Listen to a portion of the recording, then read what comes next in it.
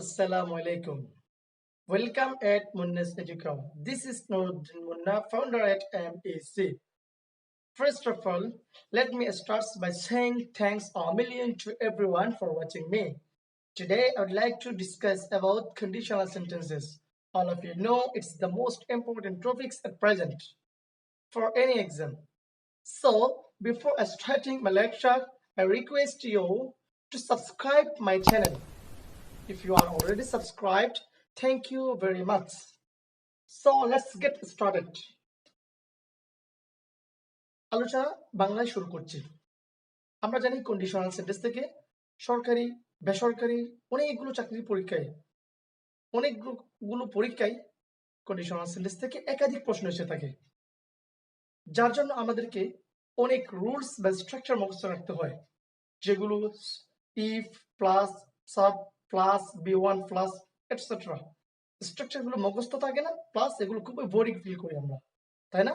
আজকে আমি আপনাদের শেখাতে চেষ্টা করব কিভাবে কোনো নিয়ম মুখস্থ না রেখে জাস্ট কয়েকটি এক্সাম্পলের মাধ্যমে কিভাবে কন্ডিশনাল সেন্টেন্সের আনসার করবেন।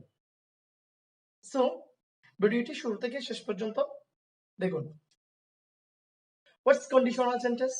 কন্ডিশনাল সেন্টেন্স কি?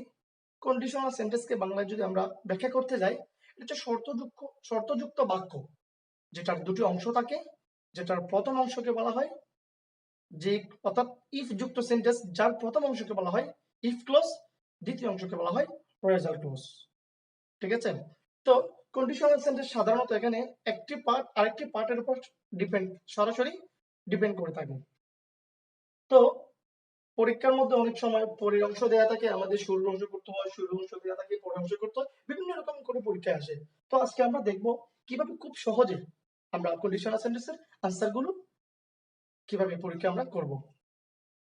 কন্ডিশনাল সেন্টেন্স দুটি পার্ট আছে, আর কন্ডিশনাল সেন্টেন্সের প্রকারভেদ হচ্ছে 4 রকম, অর্থাৎ conditional sentence are of 4 kinds। ঠিক আছে? 4 প্রকার conditional sentence. Look at the board. Zero conditional, first conditional, second conditional, third conditional। 4 প্রকার কন্ডিশনাল সেন্টেন্স আছে। জিরো কন্ডিশনাল মানে কি? অনেক গ্রামার মধ্যে দেখা যায় জিরো কন্ডিশনাল কথা উল্লেখ করে না, তবে আমরা শিখে নেব সবগুলো। ঠিক আছে? জিরো কন্ডিশনাল মানে হচ্ছে যে universal truth, historical truth, mathematical truth, scientific truth, অর্থাৎ সব ধরনের যেগুলো একদম চিরন্তন সত্য বোঝায় সবগুলোই হচ্ছে জিরো কন্ডিশনালের মধ্যে পড়ে। যেমন আমরা যদি স্ট্রাকচারটি খেয়াল করি, এখানে আমি লিখেছি, এটা তো ইউনিভার্সাল ট্রুথ যেটা বোঝায় সেটা এখানে ব্যাখ্যা করেছি। দেখ আমি রুলসটা কিভাবে লিখেছি দেখেন, সাব প্লাস বি1 প্লাস এগুলো এভাবে লিখিনি, আমি খুব ইজিলি বোঝাতে চেয়েছি যে দুটি পার্ট, পি1 মানে প্রথম পার্ট, পি2 মানে দ্বিতীয় পার্ট। অর্থাৎ ইফ যুক্ত সেন্টেন্স এখানে দেখতে পাচ্ছেন আপনারা, কমার পরে প্রথম অংশের পর অবশ্যই কমা হয়, তারপর একটা অংশ হয়, অর্থাৎ টোটাল দুটো পার্ট মিলে একটা সেন্টেন্স হয়। তো এখানে প্রথম পার্টটাকে আমি লিখছি পি1, দ্বিতীয় পার্টটাকে লিখেছি পি2। সবগুলোতে এভাবে আমি ব্যাখ্যা করবো যাতে আপনারা খুব ইজিলি বিষয়টা বুঝতে পারেন। সো দেখেন, প্রথম অংশ যদি প্রেজেন্ট হয়, জিরো কন্ডিশনের নিয়মটা হচ্ছে প্রথম অংশ যদি প্রেজেন্ট হয়, পরবর্তী অংশ প্রেজেন্ট লিখতে হবে। ঠিক আছে? যেমন দেখেন, আমি এখানে লিখেছি if you add 3 to 5 it makes 8।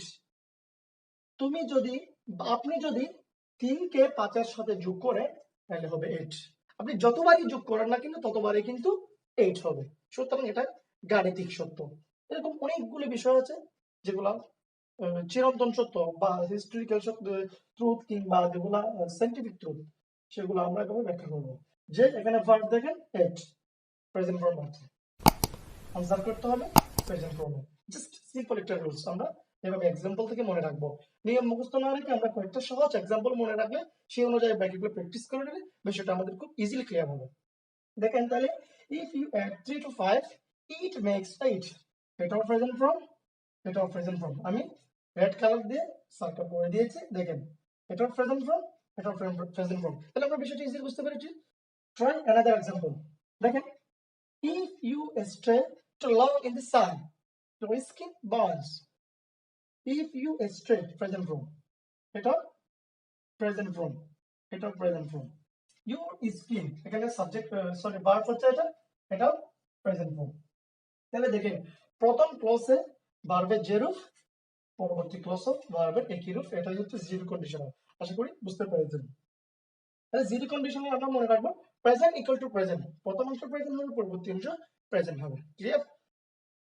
তারপর হচ্ছে ফার্স্ট কন্ডিশনাল। ফার্স্ট কন্ডিশনাল মানে হচ্ছে যে প্রথম অংশ যদি প্রেজেন্ট থাকে, পরবর্তী অংশ হবে ফিউচার। ঠিক আছে? তো ফিউচার এখানে আমি লিখেছি মডেলস প্লাস ভার্ব, অর্থাৎ ফিউচার মানে কি, আমরা জানি ফিউচার করার জন্য সাধারণত কিছু মডেলস এর ব্যবহার হয়। শ্যাল, উইল, যেগুলো মডেলস যেগুলো আছে, shall, will, can, May etcetera, হ্যাঁ, এগুলো দিয়ে আমরা সাধারণত ফিউচার করে থাকি। দেখেন আমি এক্সাম্পল দিচ্ছি, if I find a good hotel I will inform you. if I find if I find এটা ভার্বের প্রেজেন্ট ফর্ম, সাবজেক্ট বসছে, রেজাল্ট ক্লসে দেখেন ফিউচার এর মডেলস এখানে বসছে, এখান থেকে একটা মডেলস আমরা এনে নিয়ে আসছি, তারপর ভার্বের প্রেজেন্ট ফর্ম।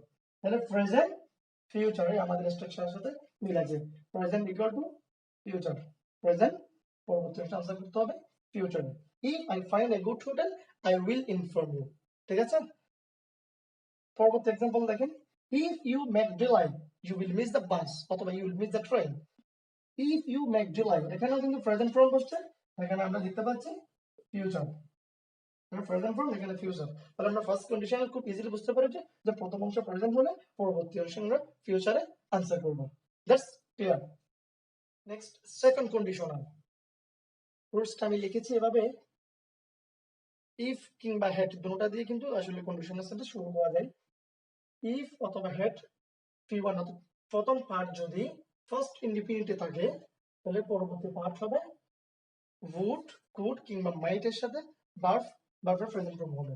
তাহলে আমরা সরাসরি এক্সাম্পলে যাই, বিষয়টা ক্লিয়ারলি বুঝতে পারবো। দেখেন, if I found a good hotel I would inform you. if I found ভার্বের এটা ফার্স্ট ফর্ম, এটা ফার্স্ট ফর্ম দেখতে পাচ্ছেন, আগেটা আমরা ফাইন্ড দিয়ে লিখেছি, এটা ফাউন্ড। ঠিক আছে? এটা first form found. if I found a good hotel, এখানে ফার্স্ট ফর্ম, এখানে would প্লাস ভার্বের প্রেজেন্ট ফর্ম। দেখেন would could might যেকোনো কিছু বুঝতে পারবে, বসার পরে আমরা এখানে ভার্বের প্রেজেন্ট ফর্ম ইউজ করব। তাহলে আমরা সেকেন্ড কন্ডিশনে কি বুঝতে পারলাম, যে প্রথম ক্লসে যদি ফার্স্ট হয়, পরবর্তী ক্লসে হবে would প্লাস ভার্বের প্রেজেন্ট ফর্ম। তাহলে if I found a good hotel, answer হবে I would inform you. Next example, if we had a boat we would cross the river. if we had, এই হেডটা কিন্তু ইয়ার জন্য আসেনি, যে ফার্স্ট পার্টিসিপলের যে head সেটা সেজন্য আসেনি, এটা আছে বা ছিল অর্থে এসেছে। if we had a boat, যদি আমাদের একটা বোট থাকতো, we would cross the river, আমরা নদীটি পাড়ি দিতাম। ঠিক আছে? দেখেন এখানে আমাদের নিয়মটা কিন্তু ঠিকই অ্যাপ্লাই করছে, যে would থাকবে ভার্বের প্রেজেন্ট ফর্ম, আমরা ক্রসড লিখিনি, আমরা লিখেছি ক্রস। তাহলে আমরা আরেকটা জিনিস বুঝতে পারলাম, যদি এখানে সরাসরি ভার্বের ফার্স্ট এই হেডটা কিন্তু ফার্স্ট পার্টিসিপল না, ফার্স্ট ফর্ম হিসেবে আমরা চিহ্নিত করেছি, সুতরাং এটার আনসার হচ্ছে if we had a boat we would cross the river. তারপর আসেন থার্ড কন্ডিশনাল, যেটা খুব ইম্পর্টেন্ট, সবচেয়ে বেশি ইম্পর্টেন্ট হচ্ছে থার্ড কন্ডিশনাল। বেশিরভাগ পরীক্ষায় কিন্তু এই থার্ড কন্ডিশনাল থেকে প্রশ্ন এসে থাকে। দেখেন থার্ড কন্ডিশনাল, ইফ বা হেড দিয়ে সেন্টেন্সটা শুরু করা যায়, প্রথম অংশ যদি ভার্বের ফার্স্ট পার্টিসিপল ফর্ম হয়, পরবর্তী অংশ ভার্বের ফার্স্ট পার্টিসিপল ফর্ম হবে, তবে তার সাথে আগের অংশ আমরা শুধু উড যোগ করেছি, এখন করব would have অথবা could have অথবা might have। শুধু একটা বিষয় মনে রাখলে হয়ে যায়, এখানে would এর সাথে have যুক্ত হবে, বা could এর সাথে বা might এর সাথে। ঠিক আছে? তাহলে আমরা থার্ড কন্ডিশন বুঝতে পেরেছি যে প্রথম অংশ যদি ফার্স্ট পার্টিসিপল হয়, পরবর্তী অংশ অবশ্যই would have বা could have দিয়ে আনসার করতে হবে, আর ফার্স্ট পার্টিসিপল তো অবশ্যই বসবে। আচ্ছা, এক্সাম্পল দেখেন, if I had found a good hotel, এই had আছে, এখানে ফার্স্ট পার্টিসিপল এটা। if I had found a good hotel I would have informed you. would বসেছে, have বসেছে, অর্থাৎ would have আমাদের নিয়ম থেকে এখান থেকে সরাসরি কি আসছে, would have বসেছে, তারপরে পারবে ফার্স্ট পার্টিসিপল ফর্ম বসেছে। তাহলে আমরা থার্ড কন্ডিশনটা খুব ইজিলি বুঝতে পেরেছি, তেমন কিছু না, জাস্ট একটু ডিফারেন্স। ঠিক আছে? তাহলে ফ্রি ফ্রম যদি এদিকে হয়, এদিকে কি হবে? উড হ্যাভ বা কুড হ্যাভ বা might have plus three form. ঠিক আছে? তারপরে নেক্সট এক্সাম্পল, এটা হ্যাড দিয়ে দেখিয়েছি। Same, had I been in your situation I would have accepted the offer. আমি যদি তোমার জায়গায় হতাম আমি অফারটি গ্রহণ করতাম। হ্যাঁ, এখানে দেখেন বিন, এটা কিন্তু আমরা জানি কি ফার্স্ট পার্টিসিপেলে ব্যবহৃত হয়। Had I been in your situation I would have accepted the offer. এখানে ফ্রি ফ্রম হয়েছে অ্যাকসেপ্টেড। ঠিক আছে? আর উড হ্যাভ তো বসেছে আমাদের নিয়ম অনুযায়ী। তাছাড়া আরো একটা বলতে পারি, যেমন এভাবে, if I had a car I would have driven. আমার যদি একটি কার থাকতো আমি সেটি ড্রাইভ করতাম। এখানে কিন্তু ইফ আই হ্যাড এ কার, দুইটা হ্যাড কিন্তু পাশাপাশি, এটা কিন্তু একটা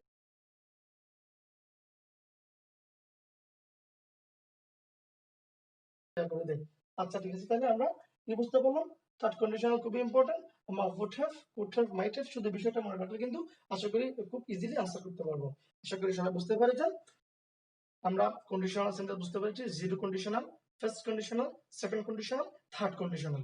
চারটা কন্ডিশনাল আমরা অনেকগুলো নিয়ম না শিখে জাস্ট দুই একটা এক্সাম্পল, এগুলো দুটো দুটো করে এক্সাম্পল শিখবো। দেখবেন আমরা নিয়ম না শিখে খুব ভালোভাবে আনসার করতে পেরেছি। Dear learners, you should practice more and more for better performance. Remember, today, if you have any questions, don't hesitate to ask. If you are satisfied with my lecture, please like and share. See you soon. Bye.